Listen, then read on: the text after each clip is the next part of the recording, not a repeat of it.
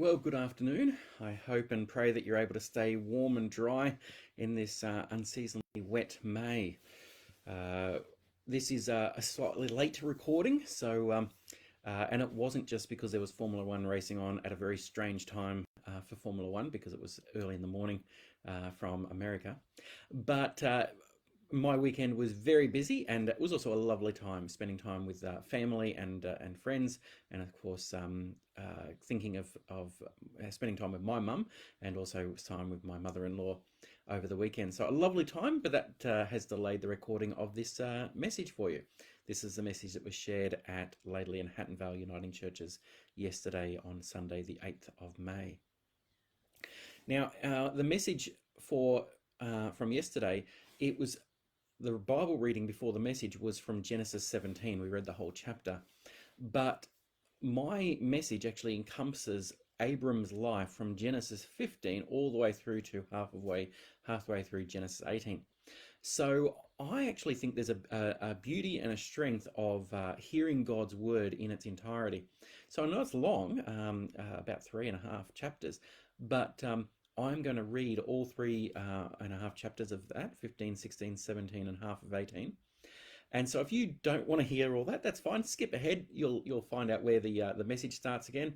I'm expecting it'll probably take me about 6 minutes to read it. So if you skip ahead to about the 6 or 7 minute mark, you might tune into me speaking. But otherwise, I do encourage you to sit and listen and hear God's word. I know I'm not the most fluent of speakers. If you want to hear it really beautifully done, listen to the gentleman who plays Poirot.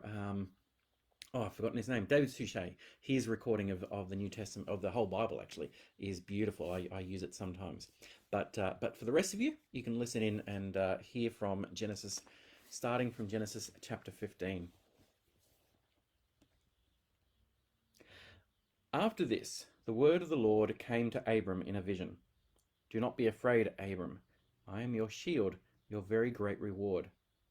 But Abram said, Sovereign Lord, what can you give me, since I remain childless, and the one who will inherit my estate is Eliezer of Damascus? And Abram said, You have given me no children, so a servant in my household will be my heir. Then the word of the Lord came to him, This man will not be your heir, but a son who is your own flesh and blood will be your heir. He took him outside and said, Look up to the sky and count the stars, if indeed you can count them. Then he said to him, So shall your offspring be. Abram believed the Lord, and he credited it to him as righteousness. He also said to him, I am the Lord who brought you out of Ur of the Chaldeans, to give you this land to take possession of it. But Abram said, Sovereign Lord, how can I know that I will gain possession of it? So the Lord said to him, Bring me a heifer, a goat, and a ram, each 3 years old, along with a dove and a young pigeon. Abram brought all these to him, cut them in two, and arranged the halves opposite each other. The birds, however, he did not cut in half. Then birds of prey came down on the carcasses, but Abram drove them away. As the sun was setting, Abram fell into a deep sleep, and a thick and dreadful darkness came over him. Then the Lord said to him, Know for certain that for 400 years your descendants will be strangers in a country that they're not their own, and that they will be enslaved and mistreated there. But I will punish the nation they serve as slaves, and afterwards they will come out with great possessions. You, however, will go to your ancestors in peace and be buried at a good old age. In the 4th generation your descendants will come back here, for the sin of the Amorites has not yet reached its full measure. When the sun had set and darkness had fallen, a smoking firepot and a blazing torch appeared and passed between the pieces. On that day the Lord made a covenant with Abram and said, To your descendants I give this land, from the Wadi of Egypt to the great river, the Euphrates, the land of the Kenites, the Kenizzites, the Cadmonites, the Hittites, the Perizzites, the Rephites, the Amorites, the Canaanites, the Girgashites, and the Jebusites. Now Sarai, Abram's wife, had borne him no children, but she had an Egyptian slave named Hagar. So she said to Abram, The Lord has kept me from having children. Go sleep with my slave.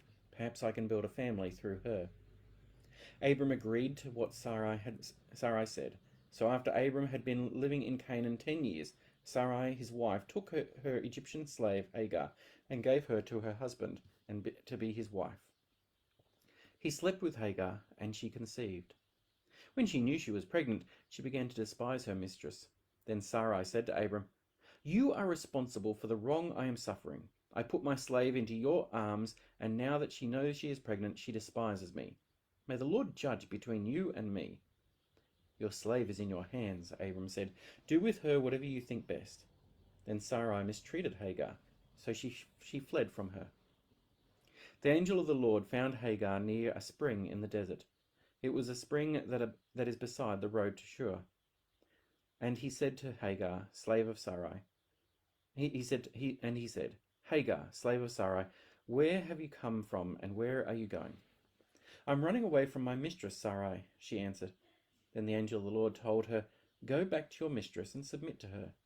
The angel said, "I will increase your descendants so much that they will be too numerous to count." The angel of the Lord also said to her, "You are now pregnant, and you will give birth to a son. You shall name him Ishmael, for the Lord has heard of your misery. He will be a wild donkey of a man. His hand will be against everyone, and everyone's hand against him, and he will live in hostility towards all his brothers." She gave this name to the Lord, who spoke to her, "You are the God who sees me." For she said, "I have now seen the one who sees me."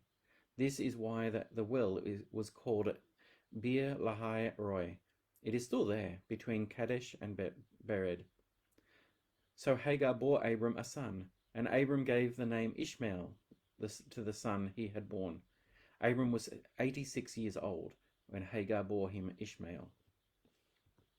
When Abram was 99 years old, the Lord appeared to him and said, "I am God Almighty. Walk before me faithfully and be blameless. Then I will make my covenant between me and you, and will greatly increase your numbers." Abram fell face down, and God said to him, "As for me, this is my covenant with you. You will be the father of many nations. No longer will you be called Abram. Your name will be Abraham, for I have made you a father of many nations. I will make you very fruitful. I will make nations of you, and kings will come from you. I will establish my covenant as an everlasting covenant between me and you and your descendants after you, for the generation to come, to be your God and the God of your descendants after you. The whole land of Canaan, where you now reside as a foreigner, I will give as an everlasting possession to you and your descendants after you, and I will be their God." Then God said to Abraham, "As for you, you must keep my covenant, you and your descendants after you, for the generations to come. This is my covenant with you and your descendants after you, the covenant you are to keep. Every male among you shall be circumcised. You are to undergo circumcision, and it will be the sign of the covenant between me and you. For the generations to come, every male among you who is 8 days old must be circumcised, including those born in your household or bought with money from a foreigner. Those who are not your offspring, whether born in your household or bought with the money, they must be circumcised. My covenant in your flesh is to be an everlasting covenant. Any uncircumcised male who has not been circumcised in the flesh will be cut off from his people. He has broken my covenant." God also said to Abraham, "As for Sarai, your wife, you are no longer to call her Sarai. Her name will be Sarah. I will bless her and will surely give you a son by her. I will bless her so that she will be the mother of nations. Kings of people will come from her." Abram fell face down. He laughed and said to himself, "Will a son be born to a man 100 years old? Will Sarah bear a child at the age of 90? And Abram said to God, "If only Ishmael might live under your blessing." Then God said, "Yes, but your wife Sarah will bear you a son, and you will call him Isaac. I will establish my covenant with him as an everlasting covenant for his descendants after him. And as for Ishmael, I have heard you. I will surely bless him. I will make him fruitful and will greatly increase his numbers. He will be the father of 12 rulers, and I will make him into a great nation. But my covenant I will establish with Isaac, whom Sarah will bear to you, by this time next year." When he had finished speaking to Abraham, God went up from him. On that very day, Abraham took his son Ishmael and all those born in his household to, or bought with his money every male in the household and circumcised them, as God told him. Abraham was 99 years old when he was circumcised, and his son Ishmael was 13. Abraham and his son Ishmael were both circumcised on that very day, and every male in Abraham's household, including those born in his household or bought from a foreigner, were circumcised with him.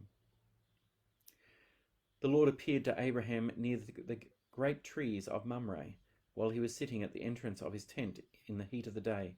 Abraham looked up and saw three men standing nearby. When he saw them, he hurried from the entrance of his tent to meet them and bowed down to the ground. He said, "If I have found favor in your eyes, my lord, do not pass your servants by. Let a little water be brought, and then you may wash your feet and rest under this tree. Let me get you something to eat, so that you can be refreshed, and then go on your way, now that you have come to your servant." "Very well," they answered. "Do as you say." So Abraham hurried into the tent of Sarah. "Quick," he said, "get 3 shears of the finest flour, and knead it and bake some bread." Then he ran to the herd and selected a choice tender calf and gave it to a servant who hurried to prepare it. Then he brought some curds and milk and the calf that had been prepared and set them before them. While they ate, he stood near them under a tree. "Where is your wife Sarah?" they asked him. "There, in the tent," he said. Then one of them said, "I will surely return to you about this time next year, and Sarah, your wife, will have a son." Now Sarah was listening at the entrance of the tent, which was behind him. Abraham and Sarah were already very old, and Sarah was past the age of childbearing. So Sarah laughed to herself as she thought, "After I am worn out and my Lord is old, will I now have this pleasure?" Then the Lord said to Abraham, "Why did Sarah laugh and say, 'Will I have a child when I am old?' Is anything too hard for the Lord? I will return to you at the appointed time next year, and Sarah will have a son." Sarah was afraid, so she lied and said, "I did not laugh." But he said, "Yes, you did." And this is the word of the Lord. Yeah, wow, that was 12 minutes in now, so maybe I'll put the little note up, edit the note, so people can know how long that reading took. One of the interesting experiences in Indonesia for my wife and I was hearing from normally young people who had quite decent English. They would regularly say, "Oh my God," and they would often do it with the American accent, mainly because they had been exposed to American films and programs, and also because some of their teachers were trained under the American system and spoke with American accents. Even deeply committed Christians would say this, and Alice and I struggled at times as to know whether we should correct them or not. English was not their first and often not their second language, for sometimes it wasn't even their fourth or their fifth language. So it's unlikely that they were using "oh my God" as in any attempt to be derogatory to God. They had simply picked it up from English-speaking films.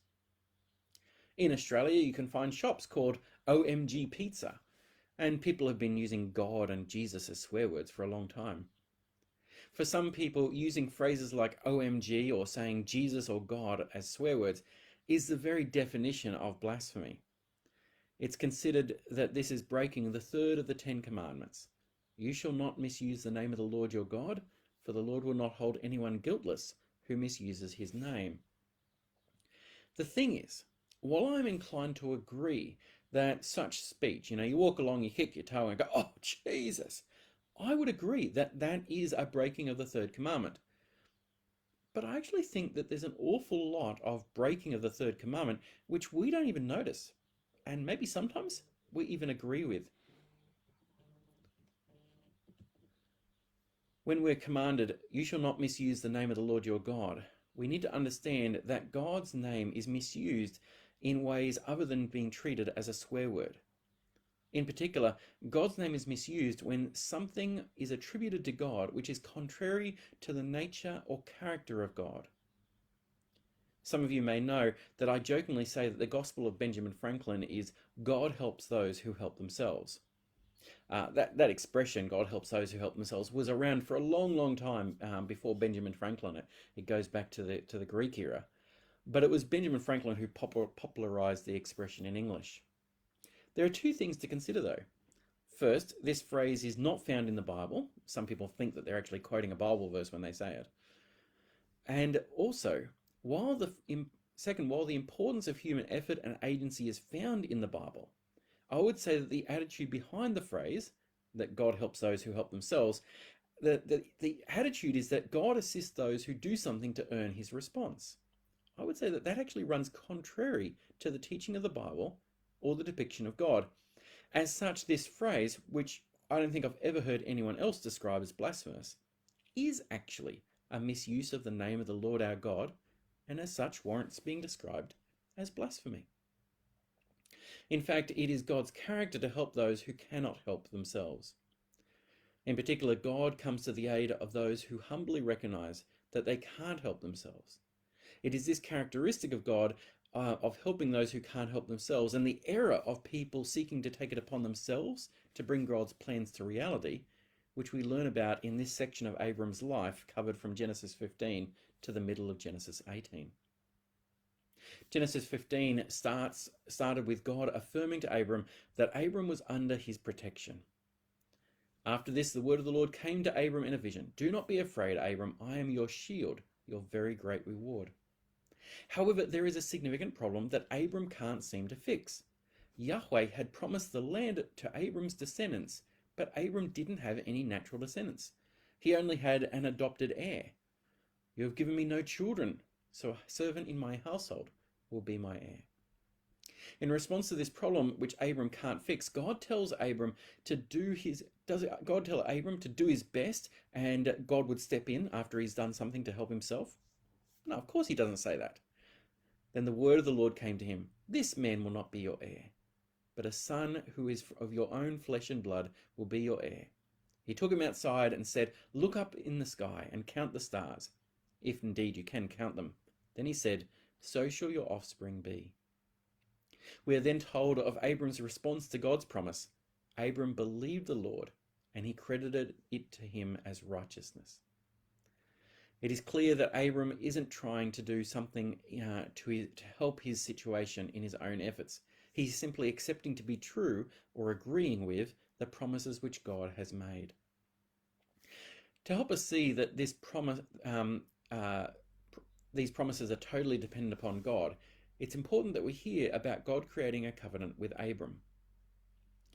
Now, I've read that for us, but in particular, I want to take note of the fact that after Abram has killed and arranged the animals, he split them in half except for the birds, he divides them into two piles, half on one side and half on the other.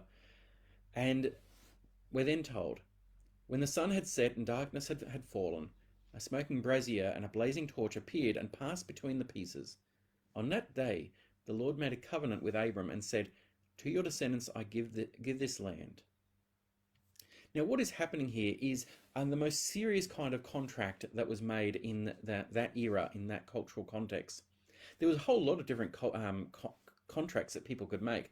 And just as we use expressions such as, we shake on it to indicate an agreement by handshake, or we sign a contract, for the Jews, they would say that people would cut a covenant.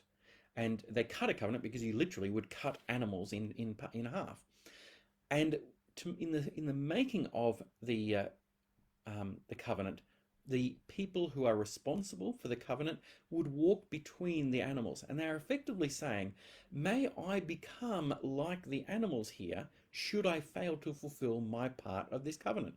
They are bringing a curse upon themselves, wishing themselves dead should they fail to fulfill the covenant. So the question becomes, who is fulfilling this covenant? Who passes between the pieces of the animals? When the sun had set and darkness had fallen, a smoking brazier and a blazing torch appeared and passed between the pieces. Notice that Abram doesn't pass between the pieces. God takes full and total responsibility for creating and bringing this covenant to pass. Not only has Abram been unable to have children with Sarai, showing uh, showing that he is unable to help himself in the short term, God informs Abram that the descendants who will inherit the land are still hundreds of years from being born. It would be ludicrous for Abram to think that Abram can truly work to bring these plans to pass in his own efforts. Rather than God helping those who help themselves, God's covenant with Abram reminds us that God helps those who can't help themselves. However, just because humans can't bring about God's plans by our own efforts, it doesn't stop us from trying. We can be truly thankful that the Bible shows a good measure of equality between the sexes, because just as we've seen previously that Abram was able to act in a faithless manner, in chapter 16 we're shown that Sarai is taking it upon herself to bring to pass what God has promised. Sarai decided that she will have a child by means of her slave Hagar, and that was an acceptable cultural practice. And here we have an example of a woman helping herself. So surely Yahweh will help her. You know, God helps those who help themselves. Hagar, Sarai is helping herself by getting Hagar to sleep with her husband. So Yahweh's going to bless this arrangement, right? But we're told that when Hagar knew she was pregnant, she began to despise her mistress. Then Sarai said to Abram, "You are responsible for the wrong I am suffering. I put my slave into your arms, and now that she knows she is pregnant, she despises me. May the Lord judge between you and me." I'm always impressed with this kind of logic. I created this situation, I put my slave into your arms, and now you're responsible for the fact that it's gone pear-shaped. But, you know, not just women do that. Lots of blokes do that as well. You know, I created this problem, and I'm going to blame you for it. But what about Abraham? Abram, he's the great patriarch. Surely he's going to show some leadership here. He's going to do the right thing. What does Abram do? "Your slave is in your hands," Abram said. "Do with her whatever you think is best." Then Sarai ill-treated Hagar so that she fled from her.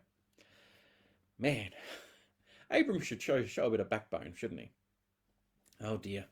This really hasn't turned out as Sarai had hoped. The problem results in Yahweh appearing to Hagar and directing her back to Sarai, with the assurance that Hagar would give birth to a son who is to be named Ishmael. Now Sarai had said that she would do this so that she may have children through Hagar, and yet Ishmael is only ever recognized as Abram's son and Hagar's son, never as the son of Sarai, as Sarai had hoped. Fortunately, while Sarai's plans may have been faithless, Yahweh will not allow Sarai's plans to derail his promises. Maybe we can say that God helps people despite them trying to help themselves.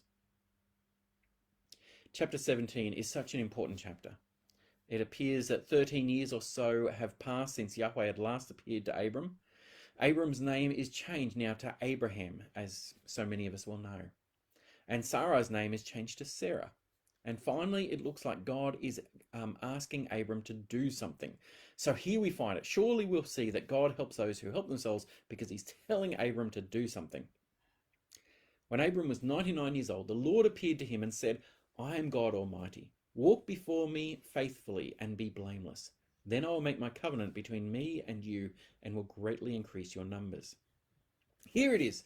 God is asking Abram to walk before him faithfully and be blameless. So, God's asking Abram to do something. God will help Abram if he helps himself. The key question to be answered, though, is does Abram earn God's acceptance by being blameless?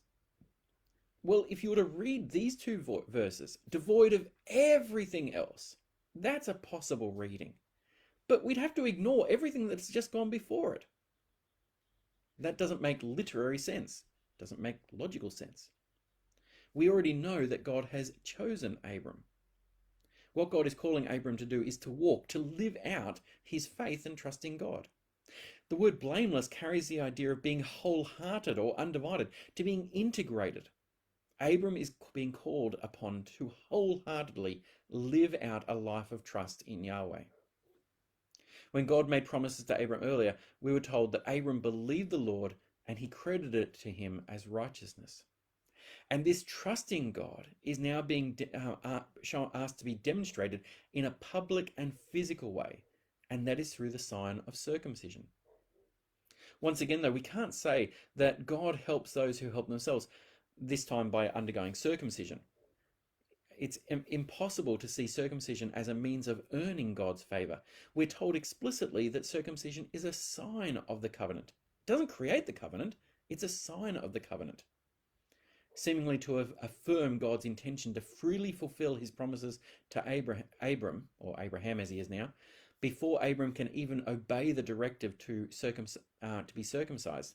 Yahweh announces, "As for Sarai, your wife, you will no longer you are no longer to call her Sarai. Her name will be Sarah. I will bless her and will surely give you a son by her. I will bless her so that she will be the mother of nations. Kings of people will come from her." And Abram does a very natural, very human response to this. He laughs and he thinks it's incomprehensible. Abram simply asks God that God would fulfill his promises through Ishmael. And Yahweh does affirm that Ishmael will indeed be blessed, but adds, "But my covenant I will establish with Isaac, whom Sarah will bear to you by this time next year." Abram knows that the promise of God is crazy. Abraham and Sarah can't help themselves to bring these promises to pass. As Paul would later write, their bodies were as good as dead. But for all the fact that Abram can't help himself, so that God will in turn help him, or to put it another way, Abram can't earn God's care or love, there is still a response by Abraham. Abraham put his trust, his faith into action. Abraham, his son Ishmael, and all the men connected with his household are circumcised. In this act of circumcision, Abraham is demonstrating his wholehearted commitment to God and being set apart, being holy for Yahweh. Sarah has her turn to laugh at the thought of falling pregnant when Yahweh and the two angels visit Abraham and Sarah, as recorded in chapter 18. Now, the fact that Sarah receives a more stern correction from Yahweh than what Abraham did, I take that to mean that it's probable that Abraham had informed Sarah, this is what God is going to do. And so when Sarah laughs, it kind of says, I still don't believe it. It's not the initial reaction of being told something unbelievable. It's a settled belief or settled position of, I don't accept it. And yet it creates this incredibly powerful statement of God fulfilling his purposes. Is anything too hard for the Lord? I will return to you at the appointed time next year, and Sarah will have a son. Yes, Sarah does a very natural thing. She lies and said, no, I didn't laugh, when she had. And God knew that. And once again, God is big enough to deal with our faults, our failings, our disbelief. God doesn't help those who help themselves. He helps us in our helplessness. To ascribe to God's character something which is untrue is to misuse the name of the Lord our God, and so warrants being described as blasphemy. To say that God helps those who help themselves really runs counter to the God of the Bible, who helps those who can't help themselves. As we've seen in the lives of Abraham and Sarah, if anything, when they try to help God's purposes, they get in the way and cause more problems. And yet, when they completely give themselves over to God's promises and the call which Yahweh has upon their lives, then their lives and actions are impacted. I like the way the scholar Joyce Baldwin has summarized the connection between the call of God upon Abraham and God's call upon ourselves as followers of Christ. For Abram, holiness was to be an intrinsic part of his life, as one whom God had called, chosen, and justified. The gospel of salvation by faith does not jeopardize right living. Rather, it activates the conscience, freed from fear by forgiveness, and provides a new direction for a good life. With all the single-mindedness of the athlete, the believer makes it her aim to please her Lord. The good she does is not an end in itself, something of which to be proud, but a byproduct of the greater overriding aim, to be a wholehearted disciple. May we likewise walk in wholehearted devotion to the one who helped us when we couldn't help ourselves. May we rest back into God's grace and respond with a faith which is seen in the whole of our lives. That's my prayer for you, and it's my prayer for me. God bless you.